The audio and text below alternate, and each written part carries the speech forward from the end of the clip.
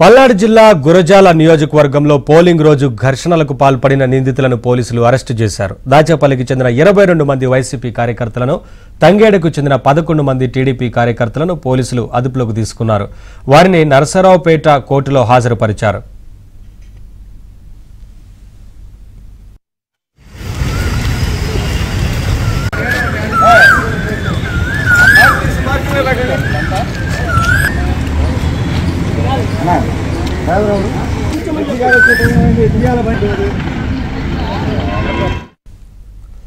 పల్నాడు జిల్లా గురజాల నియోజకవర్గంలో పోలింగ్ రోజు ఘర్షణలకు పాల్పడిన నిందితులను పోలీసులు అరెస్టు చేశారు. దాచేపల్లికి చెందిన 22 మంది వైసీపీ కార్యకర్తలను, తంగేడుకు చెందిన 11 మంది టీడీపీ కార్యకర్తలను పోలీసులు అదుపులోకి తీసుకున్నారు. వారిని నరసరావుపేట కోర్టులో హాజరుపరిచారు. అప్డేట్స్ మా కరెస్పాండెంట్ సాంబశివరావు నుండి తెలుసుకుందాం.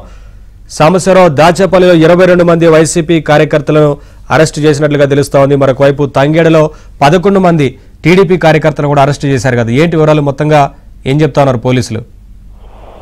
నవీన్, పల్నాడు జిల్లాలో పోలింగ్ జరిగిన రోజున హింసాత్మక ఘటనలో పలు చోట్ల దాడులు చేస్తున్న పరిస్థితి అయితే ఉంది.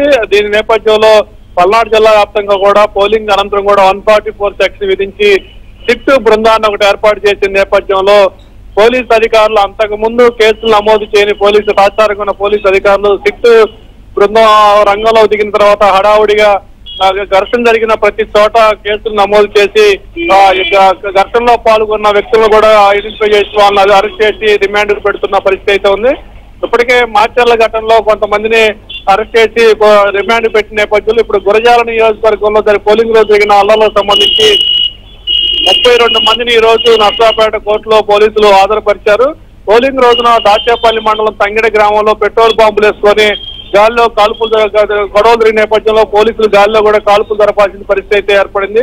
మరోవైపు దాచేపల్లి మండలం కేసానపల్లి, దాచేపల్లి మండలం ఇరికేపాడులో కూడా పోలింగ్ రోజు ఉదయమే టీడీపీ వైసీపీ వర్గాల మధ్య ఘర్షణ చేసుకోవటం, టీడీపీ ఏజెంట్పై కూడా వైసీపీ వాళ్ళు దాడులు చేసి భయభ్రాంతులు గురి చేసిన పరిస్థితి అయితే ఉంది.